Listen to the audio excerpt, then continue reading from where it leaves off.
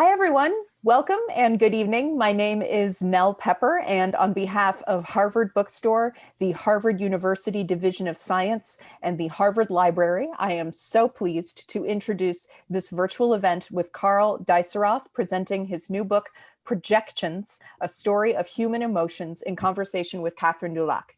Thank you so much for joining us virtually tonight. Tonight's event is the latest installment in our Harvard Science Book Talks series, which works to bring the authors of recently published science literature to our Cambridge community and beyond.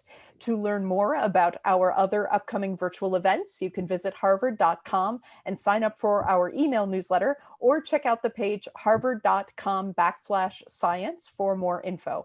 I'll also be posting a link in the chat to our Science Research Public Lectures YouTube channel, where you can view previous talks you might have missed. This evening's discussion will conclude with some time for your questions. If you have a question for our speakers at any time during the talk tonight, click on the Q&A button on your screen and we will get through as many as time allows. This event will have closed captioning available. Depending on the version of Zoom that you're using, you may need to enable captions yourself by clicking on the closed caption button on your screen. In the chat, I will be posting a link to purchase copies of Projections at harvard.com, as well as a link to donate in support of this event series and of our store. Your purchases and financial contributions make events like tonight's possible and help ensure the future of a landmark independent bookstore in Harvard Square. So we thank you so much for showing your support by tuning in, both in support of our authors and of the incredible staff of booksellers at Harvard Bookstore. We sincerely appreciate your support now and always. And finally, as you may have experienced in virtual gatherings, technical issues may arise. Of course, we hope they don't, but if they do, we will do our best to resolve them quickly. I thank you so much for your patience and understanding. And now I am delighted to introduce our speakers. Karl Deisseroth is a professor of bioengineering and psychiatry at Stanford University and investigator at Howard Hughes Medical Institute. The winner of the Kyoto Prize and the Heineken Prize, he teaches and directs Stanford's undergraduate degree in bioengineering and treats patients with mood disorders and autism. Catherine Dulac is the Higgins Professor of Molecular and Cellular Biology, the Lee and Espeleta Professor of Arts and Sciences at Harvard University, and investigator at Howard Hughes Medical Institute. They will be discussing Karl Deisseroth's new book, Projections, a story of human emotions. Professor Deisseroth has spent his life pursuing truths about the human mind, both as a renowned clinical psychiatrist and as a researcher, creating and developing the revolutionary field of optogenetics, which uses light to help decipher the brain's workings. Through cutting-edge research and gripping case studies from his patients, Projections tells a larger story about the material origins of human emotion, bridging the gap between the ancient circuits of our brain and the poignant moments of suffering in our daily lives. Nature praised the book as a scintillating and moving analysis of the human brain and emotions, and a great read. I'm very pleased to turn things over to our speakers. The digital podium is yours, Karl and Catherine. Thank you. Thank you. Thank you very much. Karl, it's really a delight to be discussing this book with you. To put this into the context, how I heard about your book. First, I know you as a colleague, as a neuroscientist, as somebody who really has revolutionized the field of neuroscience, and we'll talk a little bit about this later. But we meet occasionally a couple of times a year at meetings, and we talk about the brain, about circuitry, about behavior. And in one of these Zoom meetings that we had, we both start to discuss our love for literature and reading and poetry. And you told me that you were just finishing writing a book. And so obviously I want to read it. And so you were kind enough to send me an early copy of your book. And I just love the book. There's so much richness. It's so interesting, it's beautifully written. And as I understand, you've really been thinking about writing a book for a long time, and you thought a lot about the format also of the book. So why don't you tell us about your book? How did this came about? Who is your audience? What is the message you want to convey? Well, first of all, Catherine, thank you for that wonderful introduction. It's really great to connect with you this way. I've enjoyed our stimulating conversation. I've always known that you were a kindred soul in appreciating the arts as well as the science. And so thank you for taking the time to do this. It really brings back memories just from my earlier time at Harvard, just to hear the word Harvard Square mentioned and to remember the times I spent wandering around there. And to also just to see you, it's and to connect with you again, it's very meaningful. So thank you for taking the time. And I'll tell you, the book, it was something that I'd always loved, as you have. I always loved literature and writing and the power of words to stir emotion. And I've marveled at that, wondered about it. It's been part of my whole life, growing up and into adulthood, and through clinical practice and through the progress of science, always returning to literature.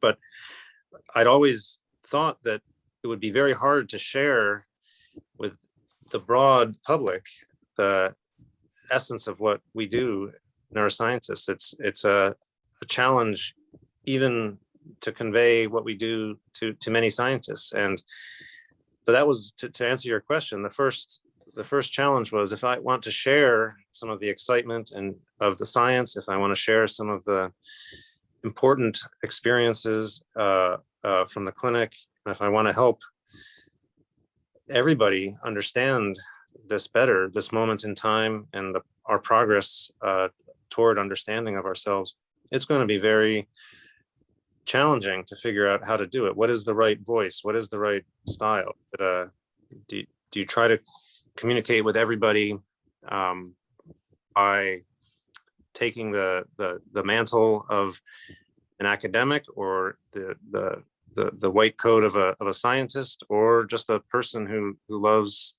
the sound of words and sentences and the rhythm and music of language? And in the end, I decided I couldn't choose among those, and so I just did it all together. And that's so that's what the book is. It's a mix of science and medicine and a love of language. And I know that's strange, but it was the only thing I could think of the only way I could see going forward. And in the end, to answer your question, it's a book I hope for everybody.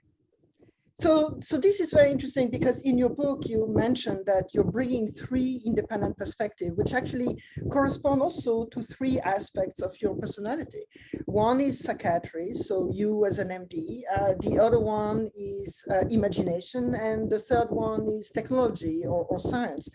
And so let's start by psychiatry. I found this quite interesting, because at the beginning of your book, first, you say the bewildering intensity of emergency psychiatry provides a context for all the stories in this book. And indeed, there's something just very poignant about the experience you describe, both you as a physician and also of the patients. And even in one story, the story is told from the perspective of a patient, not from the perspective of the physician. But what brought you to psychiatry? Because again, at the beginning of your book, you say psychiatry was the least specialty I would have selected. And even I had experienced the field of psychiatry as unsettling.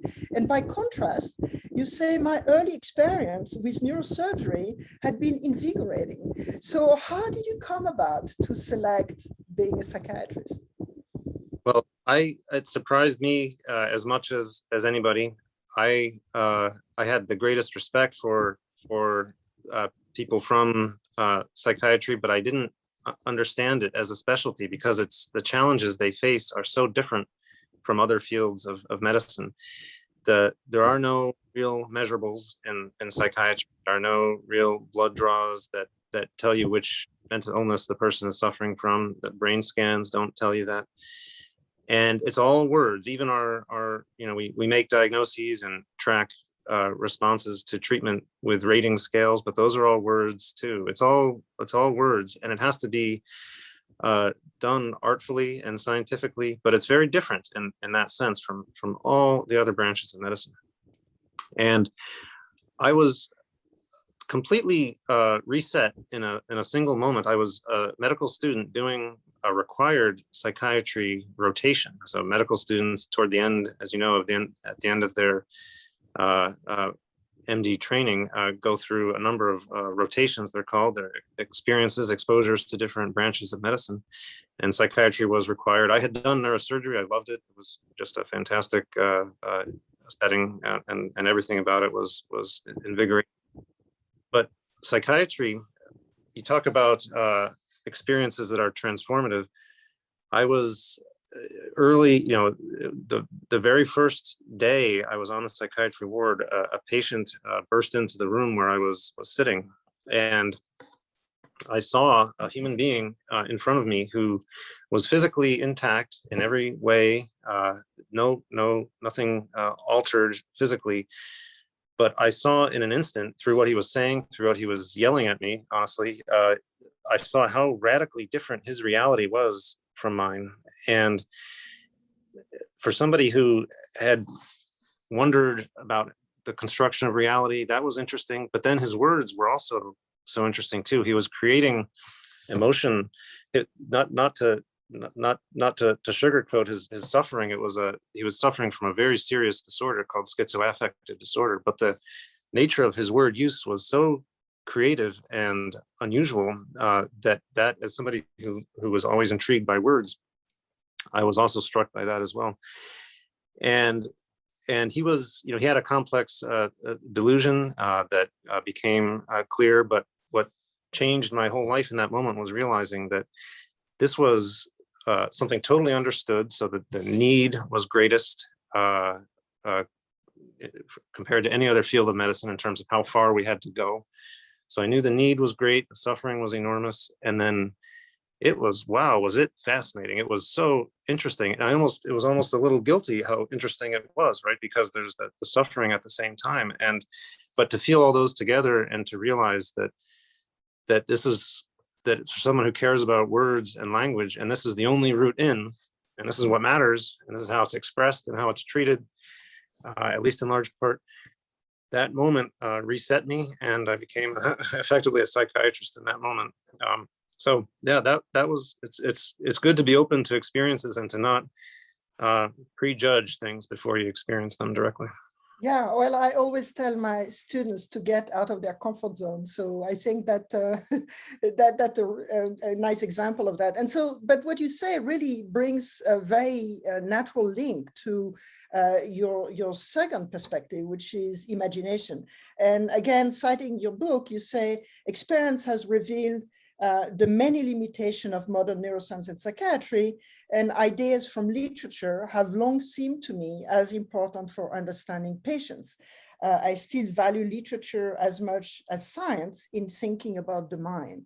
So can you go over this again, and also just to put this also in your personal context? I understand as a child, you were an avid reader, you were reading for hours to your dad, and even you mentioned about going to and from school with a book perilously held on the handlebar of your bike. And, I was thinking that seems pretty dangerous.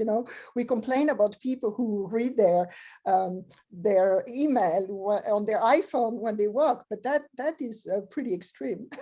It was extreme, and I did twice collide with parked cars, fortunately parked cars, but there's nothing quite as shocking as being absorbed in a book and suddenly find yourself flying through the air and landing on the pavement. But it happened more than once, and so I was a slow learner.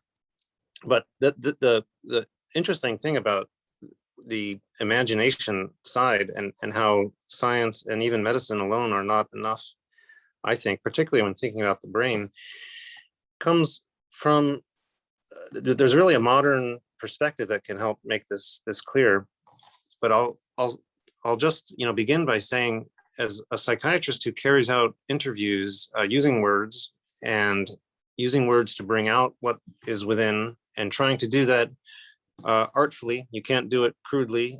You have to elicit what are often guarded or hidden or even poorly understood inner experiences from the patient. So you have to elicit these in a careful and respectful and slow way very often.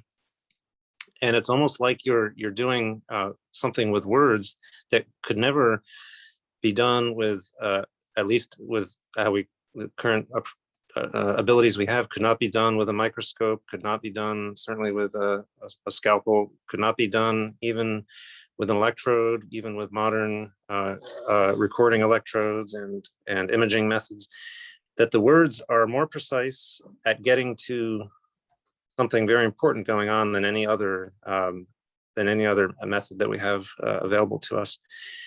And so that's part of it, how important the words are. But then when we think about the imaginative experiences that people have and what gets reflected in poems and reflected in literature, and we realize how these stir us and affect our emotions so directly and powerfully, even separate from meaning, even separate from the dictionary definition of words or the usual construction of sentences, words put together in a new way can make us feel things very deeply and powerfully. Realizing what's going on there is something like what we would say in neuroscience today is a projection from a multidimensional space into something that is accessible and interpretable to the human conscious mind. When we feel an emotion, it's turning something very complex in the brain into something that we can understand. It's projecting all that complexity down into something that is unitary and tractable. And so realizing that, and realizing what literature does and what poetry does in making us feel these things that are precise in the sense of being repeatable and powerful and describable, that's pretty important when you think about understanding the brain. That's accessing something that currently science and medicine cannot reflect. And so in the book, what I try to do is certainly present the science side and the medicine side, but also in each chapter, each story about these human beings is to use words to reflect that inner state and to help people imagine, help people's minds work to create that state within themselves. And so that was the hope and the goal to bring that side together with the science and medicine. So I think you're succeeding quite well in the book, but you also bring this third dimension, which is neuroscience. And you explain how you've been fascinated as a student by biology and the ability to go from some more mechanistic, molecular and cellular insight to try to understand what's happening up to the organism. And so why don't you tell us a little bit about your development of this technology, optogenetics, that really has revolutionized neuroscience by being able to access causality? So this became a theme of the book as I was writing. Of course, there's a lot that's exciting in neuroscience, a lot that's exciting in biology, and I try to reflect the excitement of these other technologies, other developments as well. But because aspects of the book are shared experiences of my own as well, optogenetics does show up a lot in the book. And it is important too, because it does allow us to move beyond correlation to study real-time causation, real-time causality in the mind. And so that became an important part. And so optogenetics, I know we have a broad audience here, but it's something that is pretty easy to understand conceptually. It's a way of thinking about using light in a way that's opposite to how we normally think about it. Normally we think about using light to observe. We bring in information into our eyes using light. But as you certainly know, Catherine, optogenetics is the opposite of that. We're sending light into a system to change things, to make things happen. And to do that in a very precise way, to turn individual neurons or kinds of neurons, brain cells, on or off in real time during complex behaviors, during complex sensations or cognitions or actions. And by doing so, we can see what really matters, which cells matter, which cells can give rise to these complex states and processes, and which, when altered, subvert the normal function. And this works, as you know, through a process of bringing ancient forms of single-celled life and ancient genes that were used by microbes and still are used by microbes to turn light into energy and information. We take those genes that work with natural light and we bring them to the mammalian brain. And there are single proteins called microbial opsins that turn light into ion flow, into the electrical movement of ions across the surface membrane of cells. And the microbes do that for their own reasons. They need to turn light into energy and information, but that movement of ions, as you know, happens to be the neural code for on or off. If we have positive or negative ions going across the membrane, that ends up turning neurons on or off. And so by using genetic tricks to put these genes into single kinds of cells, or even single cells, and guiding light to those kinds of cells or single kinds of cells or projections across the brain, we can actually cause those cells to be turned on or off during real time behavior and understand what matters for the behavior.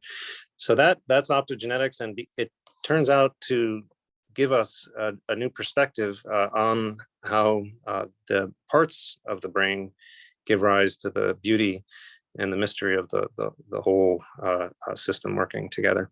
So why don't you give us a specific example? You know, that you have, I mean, each of the chapter deal with a particular patient, a particular mental illness or more, and how you're informed by experiments, some of them being your own experiments. And so in the chapter Carrying Capacity, you talk about particular defects that are close to my heart that are related to social interaction. You talk about two opposite behavior, Uighur, who is hypersocial, and Charles, who is hypersocial. Tell us about these two patients, how you interacted with them, and then the thoughts and experiments you had in your own lab, and how, although this is done in mice, that might really inspire you in your procedure of medicine.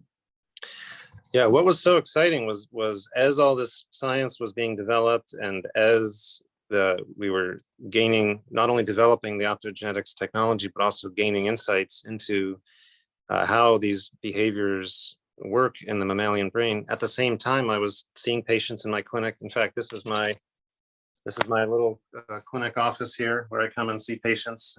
And I see patients, I specialize in both depression and autism spectrum disorders. And so I would have patients who these are difficult conditions to treat and often don't respond to medications. And so I would focus on their comorbid conditions, as we say, helping to treat anxiety and so on in patients who have social behavior challenges. And so the two patients that the chapter discusses are people who live on opposite extremes of the social spectrum. One who was on the autism spectrum. This was Charles, who although he was able to speak, as some with autism can't, but he was able to speak effectively, but he had very significant social deficits and couldn't make eye contact.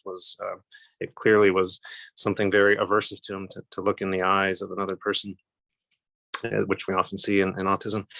And then at the other extreme, a very, very hyper social individual who formed instant connections, used, rich and complex imagery effortlessly, and seemed to connect all phases, all streams of information together into a beautiful tapestry that just flowed out effortlessly. And I, in my own way, I was amazed by both of these patients, but I was seeing these patients at the same time as we were studying, with optogenetics, social interaction in mice. And so it was really, I tried to reflect some of the amazing, feelings that get stirred by that when you see patients who are expressing these really, often debilitating, but also quite interesting states, and then to be able to go and test things directly in the animals that are inspired and guided by what we see in the patients. And so that was, I'll tell you about the neuroscience. And actually, of course, Catherine, your work is, I think, probably the best example and for the social interaction and the use of optogenetics to study social behavior.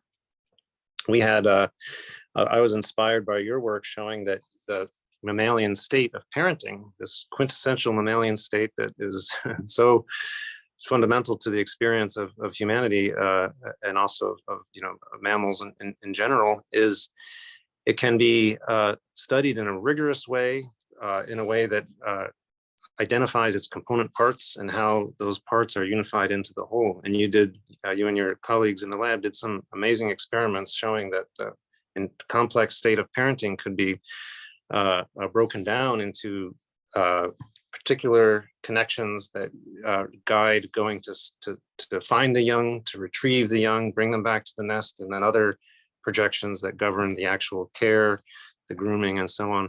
And that was just a beautiful illustration of how we could identify how the parts give rise to the whole, and how these complex states really are tractable, that we can speak about them with precision, that we can identify components that matter, that are causal. And that's certainly part of the overall picture, but we were doing, also in my lab, some experiments on social behavior as well. And we found that we could tune the relative balance of activity of excitatory cells and inhibitory cells, cells that are actively stimulating other neurons and cells that are actively inhibiting other neurons. And it had been hypothesized that this balance between these two kinds of cells might be important in autism, because a number of bits of evidence, including the fact that many patients with autism are susceptible to seizures and epilepsy. And so what we had found was that there was this over excitation that could be studied in the laboratory as well. When we took mice and we made their excitatory cells advantaged compared to the inhibitory cells, we actually saw profound social behavior deficits that were caused, and they could be corrected by flipping that balance back around. And as all this was happening, I had this patient, this very nice young gentleman, Charles, and I was able to talk to him, and I was able to ask him about very specific symptoms that he had, including this eye contact thing, which is really striking. Many people who have friends or family who are on the autism spectrum will know very well this very interesting symptom, where eye contact almost seems like it's avoided. And when eye contact is made, it's very brief and fleeting, and then it's terminated very quickly by the person. And so I was able to ask my patient about this while all this was going on. And this, I tried to reflect in the book what a privileged moment this really is, to be able to be studying things in the lab and to talk to other human beings about their experience in ways that were directly connected. And he reflected to me that the reason he was looking away, the reason eye contact was difficult for him, it was not fear, it wasn't anxiety, it was that the information was overwhelming, that there was too much content, too much data coming in, too much information, and it overwhelmed him. He had to think about what he would have to do if I did one thing or another thing. And he knew that he wasn't able to keep up. He knew he wasn't going to, and he knew that would be a problem. And so he was looking away for that reason. And the reason that was such a transcendent moment is this mapped directly onto what we were looking at in the laboratory. And we could actually quantify, even in bits per second, that under the conditions where this excitation and inhibition imbalance existed, that there was a real deficit in information processing in bits per second, and that we could actually quantify this overwhelmed quantity in the circuitry. So this is an answer, to your question, trying to capture the feeling of the physician scientist who's able to talk to patients and get these nearly inarticulable states expressed as best as the patient can, and then for modern neuroscience, including optogenetics, to help with the understanding. And that was the conveying that excitement and that the hope for the future and helping the patients was a big part of that chapter. Yeah, so there's another chapter also on some essential needs, hunger and thirst, that you described, that I found very striking. You talk about a patient who has bulimia nervosa, and you also talk about several patients who have anorexia. And these brings you to some reflection about the control of hunger and thirst, and these bring some of your own experiment in your lab on the sense of thirst, and how on the one hand, you can stimulate a very specific population of neurons and have a very specific behavior being engaged. And on the other hand, there are also other areas of the brain that are maybe controlling this, and the interaction between both make you think and discuss what free will could be. Tell me more about this. I think this is both philosophical and completely to the core of what neuroscience is trying to understand, or the limit of neuroscience. Yeah, no, these questions get really to the heart of what the self is, and how it can go wrong, how the self can in some cases become fragmented or can become almost too powerful. And the eating disorders, anorexia and bulimia, are, first of all, I spent many months on as a physician on a pediatric inpatient psychiatry ward, which is mostly in large part occupied by anorexia patients. And this is so heartbreaking that these children are suffering in this way, that they refuse to eat, and they become extremely ill and can die from this. And it's psychiatry is full of mysteries, and there's none more terrible and mysterious than eating disorders. And if you think about, what is really going on here, and how can we study this? The first question is, well, let's think about how we regulate feeding, when we're hungry or thirsty, which cells are governing the appropriate response, the intake of food or water. And optogenetics has been really helpful for that. There are cells in the hypothalamus and the extended hypothalamus that have been identified that indeed are not just correlated with, but in real-time control the active intake of food or water when hungry or thirsty, and that even govern the aversive state, the state of feeling bad, of being thirsty, for example. It's not, when we're thirsty, as we all know, we don't just go and get water, we also feel bad until we go and get water. And that may seem like a subtle difference, but it actually is another part of the state. There's the going to get water, and there's the feeling bad, and those are bound up together. Optogenetics has helped us identify the cells that govern those states, just as with your beautiful parenting work. And so that's helped us understand the cells that control the behaviors. But what's interesting is in the eating disorders, the patients know, it's not as if they don't know they're hungry.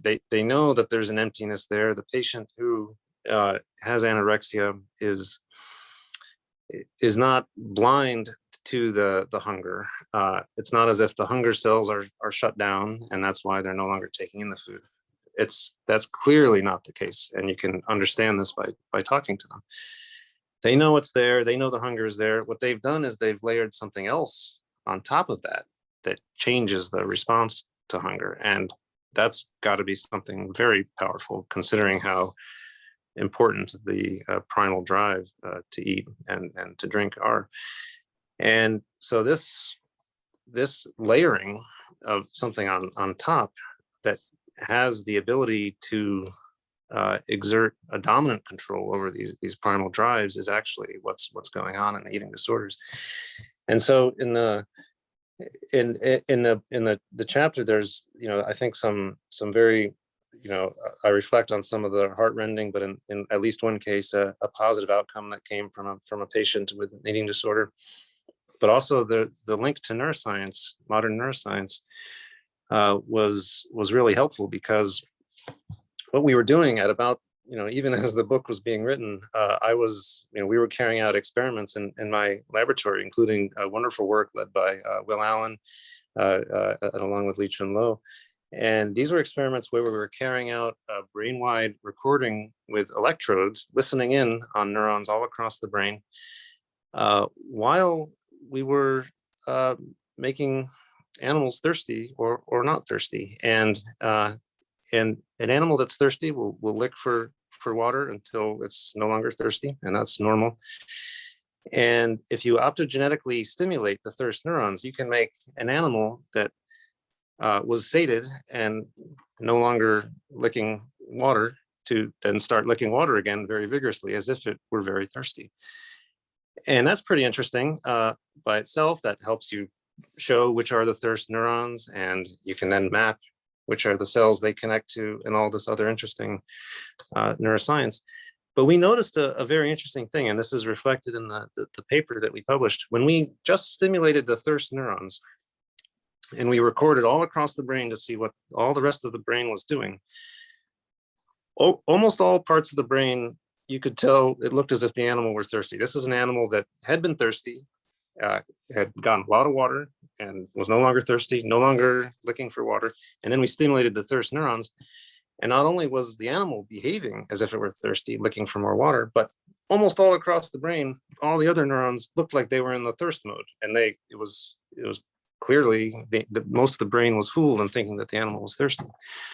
But some parts were not completely fooled. And this was the very interesting thing. There were some areas in the higher cortical areas, an area called retrosplenial cortex and an area in the prefrontal cortex, that clearly were affected, but were not completely fooled. If you looked at them, it wasn't quite the thirst state, it was something else.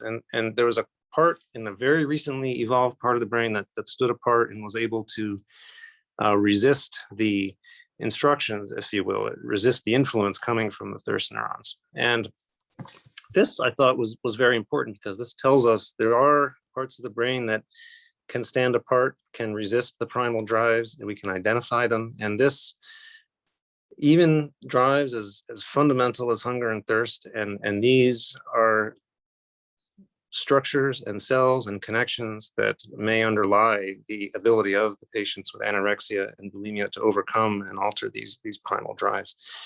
And so it was another, at the same time as heartrending clinical cases are going on, we have that promise and the hope from neuroscience for understanding, at least. Yeah. So, the cases we discussed, social behavior, hunger, thirst, I think are kind of easy to model, or relatively simpler to model in animal. But you mentioned other cases that are way, way more difficult. For example, you talk about Henry, who has borderline personality disorder. And what is interesting here is that when you talk to him, you actually become angry at him because he's manipulating you, because there's something in him that obviously is going awry, and you're trying to help him, but you're becoming upset. And tell us about these, and tell us here, is neuroscience also going to help you here? Yeah, so you've picked up on the fact that there are a couple cases where neuroscience still has a ways to go, and borderline personality is one of them. This is, and not all the chapters, show a path toward understanding or resolution by the science. Some of them are just human stories and saying what is known about the science, but really it just helping people connect with and understand what this human condition is. And borderline is one of those. It rivals the eating disorders in terms of how hard it is to understand and relate to in the typical human experience. And the story that I tell here is about it's the psychiatrists will recognize this, and it's an important thing to share. When we feel an emotion that's stirred by a patient,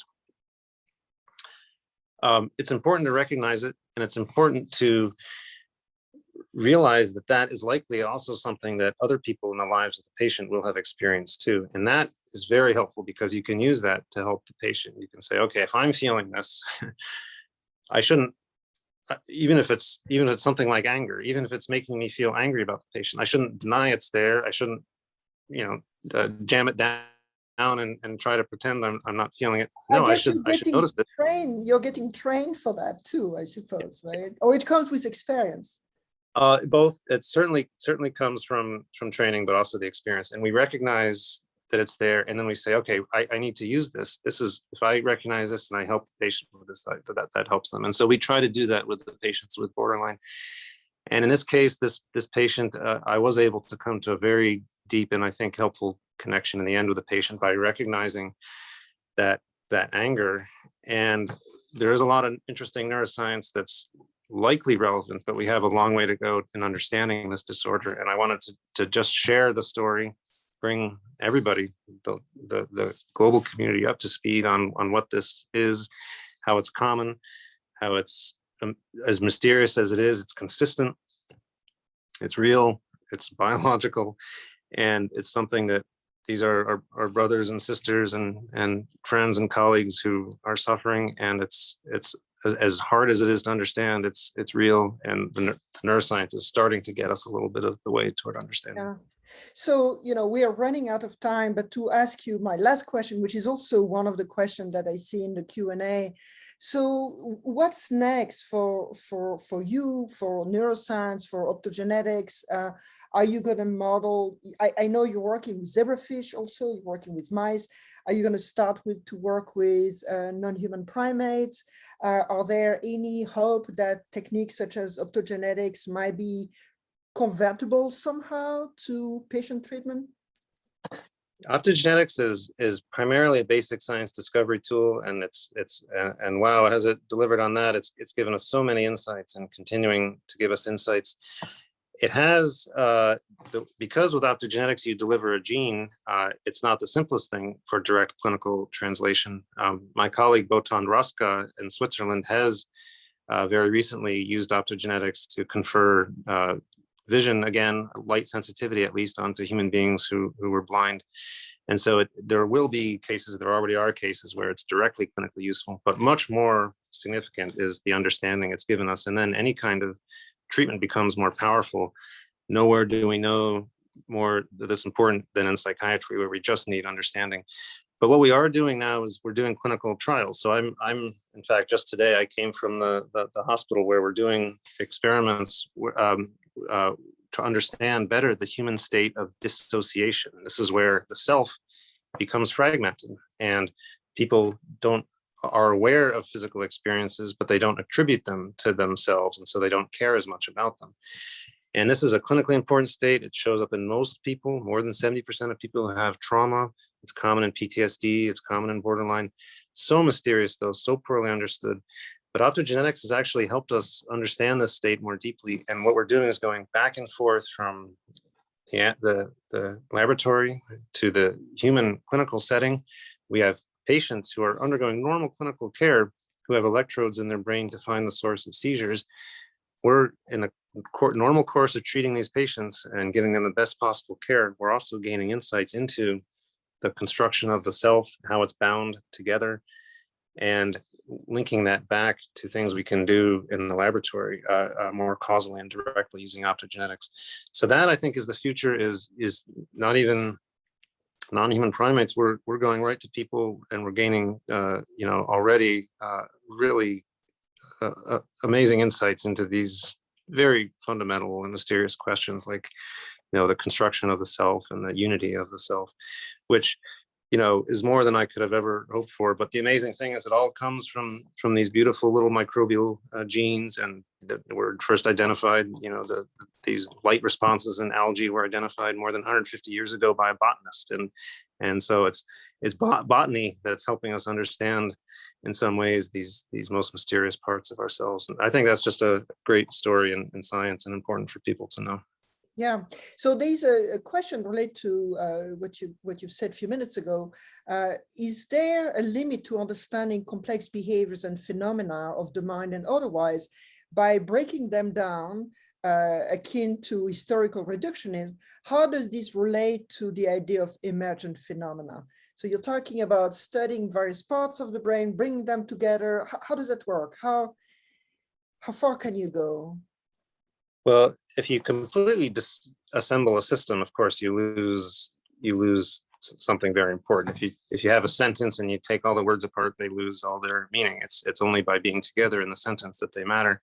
It's the same with the brain. We can't speak too much about any one part in isolation. And that's in many ways the beauty of optogenetics, is you can work with the precision of individual kinds of cells or even individual cells while they're all still within the fully intact functioning brain. And so it's a different kind of reductionism. You're not actually reducing the system. The system stays intact, but you're increasing the precision with which your intervention occurs. And that has been remarkably informative. We've done experiments where we can deliver input, the activity of dozens of individually specified cells into the visual cortex, the part of the brain that processes visual input first and most directly. And we can cause a mouse to behave, and also for its brain to behave just as if it's seeing something that isn't really there, just by playing in the precise patterns of cells that correspond to what naturally happened when the visual stimulus was actually there. Both the animal's behavior and that internal representation, which psychologists have sought to understand for so long. What is the internal representation of the external world? We can now see it and provide it, and the rest of the region of the brain and the animal's behavior correspond to what happens naturally. And so there does not, we have not encountered a limit on what we can do in principle with optogenetics. We can provide patterns of activity, and we can elicit naturalistic internal representations and behavior. And so the promise of keeping the system intact while increasing the resolution with which one can access the individual parts, I think still has a long way to go, and many things to be discovered using this approach. So there's a question about emotions. Which are the basic emotions, and do they each arise in distinct bottom-up circuits, or are they top-down interpretation of arousal, calm, pleasure, and pain? Yeah, this is a very deep question, and again, you have to, of course, first accept that there is not a single spot in the brain that governs emotions. There's not a single spot in the brain that governs actions. We often do use words like top down and bottom up in neuroscience. They're convenient words, but we are increasingly realizing that choices and actions and feelings and sensations really are distributed everywhere and represented everywhere in the brain. Why that's the case is another question, but it's certainly the case that they're all over. And emotion-related decisions can be affected by the activity of neurons all over the brain. Recently evolved parts of the brain, like neocortex, areas that we share with fish that are deeper and older. These all can reflect affective or emotional states and cause them to happen. So, this is the first answer, is that emotion is really everywhere. Affective responses are really everywhere. The basic emotions, when you ask about that, when you say what's a basic emotion, well, we have fear, we have defensiveness in terms of trying to defend oneself. There's aggression and anger. There are other seemingly fundamental emotions. We can reflect these. We can see these happening even in our most ancient vertebrate cousins. In fish, we can see behaviors that correspond to this, and we can study them, and we can see amazing commonalities. As you mentioned, Catherine, we're doing work in zebrafish, and we find that the same basic structures that fish use to express these emotional state changes, the same things are those that are relevant in mammals as well. So emotions are ancient, ancestral, and conserved, and they're really represented in a very distributed way across the brain. Yeah, actually, there are many parts of your books that we've not been able to discuss, but you talk a lot about emotions and the evolution of emotions, and obviously emotions cannot be found in fossils, so it's up to our imagination also, but you describe tears as something that is uniquely humans, and you say tears are very important for psychiatrists. So Tell me about this. Tears. How did tears appear? Why do we cry?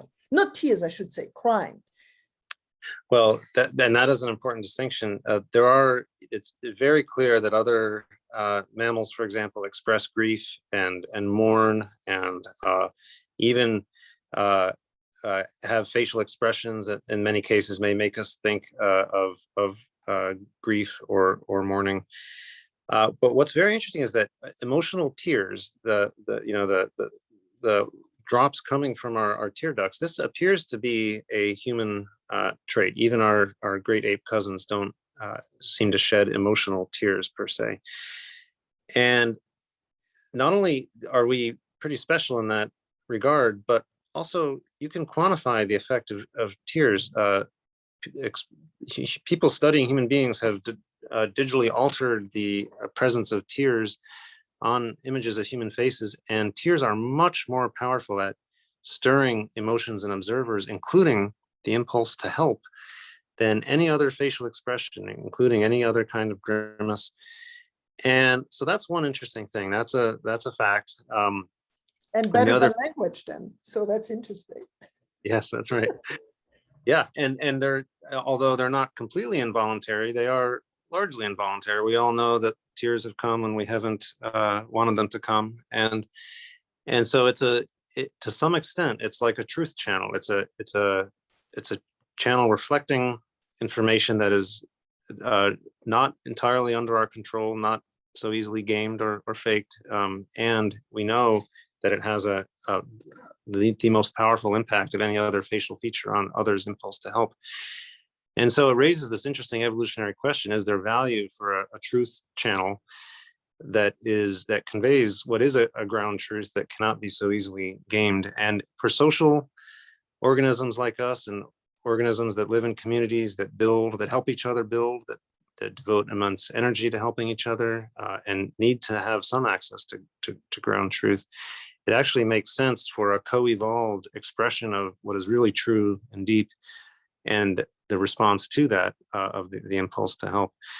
And so there's the story that is reflected there. There was a patient who couldn't cry. He had I won't go into the details of what happened to the patient, but it was a very terrible tragedy. And he was somebody who had been able to cry before, but with this tragedy, he couldn't. He was experiencing grief, but he couldn't cry. And so that ability had been deleted from the complex state. And what I was able to find in this patient was that the unique thing about what had happened to him was that there was no hope anymore for this patient. He had, not only was the tragedy terrible, but the nature of it was such that he had no further hope. And that raises the sad and tragic, but also interesting question of if there is no hope, it's probably not worth the trouble of tears is no longer worth it. And so this is something that we can link to anatomy, to behavior. We think about the projections that come from emotional areas of the brain down to the brainstem, where the lacrimal gland nerves originate, the seventh nerve nucleus. And we think how close that seventh nerve nucleus is that governs tears normally to other parts of the brain that govern emotional breathing. And a very small redirection of just a few little connections, a few little projections across the brain could have turned an emotional state into one that carries an largely uncontrollable expression of tears that serves as a truth channel, a social communication truth channel. It'd be interesting to identify what sorts of channels like that may be present in other organisms. Yeah, that's very interesting. A question from someone in the audience. When you identify a brain nucleus that controls the symptom of interest using optogenetics, how is that knowledge eventually going to be translated for new psychiatric treatment? Can you give a potential prediction of a treatment development in psychiatry from your own finding in mice? So this actually, the question of what's the direct link to treatment comes up all the time, because I'm seeing patients in the clinic, and these are patients where we don't have all the treatments that we'd like, and yet we have these amazing insights that are coming from the laboratory. And so what is the fastest way that we could get these insights to help the patients? And we're working on that. As I mentioned, optogenetics is already helping blind people see again, which is amazing, but it doesn't have to be a direct application of optogenetics. The great thing about this technology is once you know what matters, once you know which cells matter, then any treatment that addresses those cells, that targets those cells, can become very powerful. And great examples of this include this dissociation question that I mentioned before. So this is a very debilitating symptom. It shows up in all across psychiatry and normal human experience. We were able to identify cells using optogenetics and other methods that cause dissociation and particular activity patterns that cause them. And now, knowing those cells, we can dive into those cells in great detail and understand them much better, see which genes they express, which proteins they make, which sort of tags or routes into those cells might be available on the molecular level. And we're doing this, and now we can say, okay, here's a unique protein or set of proteins in these cells. Let's now design a medication strategy that targets those cells. Armed with this causal knowledge and this precise knowledge, that's immensely useful in helping us to develop new kinds of treatment. And so that's, I think, even the most important clinical outcome of optogenetics, is making any kind of treatment more potent. Wonderful. There's a last question that is an educational question. What is your advice for young people interested to get into neuroscience? How should they go about finding the most important questions? So this is something that I get asked a lot, and I'm always wary to try to not be too definitive. I don't want to seem as though I have any answers at all. That could be the worst possible thing for me to tell people, here's how I think you should do it. And so I'm not doing that, but I will say that, the world is complex and life is short, and you should study what is most beautiful to you, most interesting, that strikes a chord with you, that will make you think about it all the time, go to sleep thinking about it, wake up thinking about it, just because you love it, because it's amazing to you and matters to you. And so that's the first thing I would say. And then the only other thing I would add to that is that try to have a mix of things that seem hard and seem easy, but also be aware that you could be wrong about which is hard and which is easy. And this happens all the time. Sometimes in science, the things we think are the hardest are the ones that work first, and the other way around. So I would just say, you can't predict. So have a few things going on. Try a few things. Have a few projects. Try to see things in a new way. But above all, just follow the beauty. On this, thank you so much, Karl.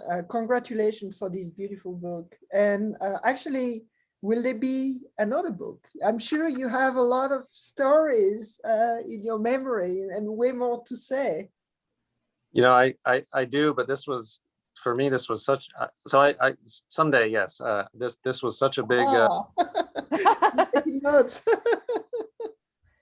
This was a big undertaking for me, though. This is more than 20 years of thinking and writing and medicine and science and imagination. And so I may just take a little breather for a little bit. Okay. Thank Wonderful. you. Thank you so much, Catherine and Karl, for this fascinating conversation. And thanks to all of you out there watching and spending your evening with us. Please learn more about this remarkable book and purchase copies of Projections at harvard.com. I reposted the link in the chat. And on behalf of Harvard Bookstore, the Harvard Division of Science, and the Harvard Library, please have a good night. Keep reading and stay safe and well. And thanks again to both of you. Thanks, Thank you. everyone. Thanks, Bye. Karl. Bye. Thank you.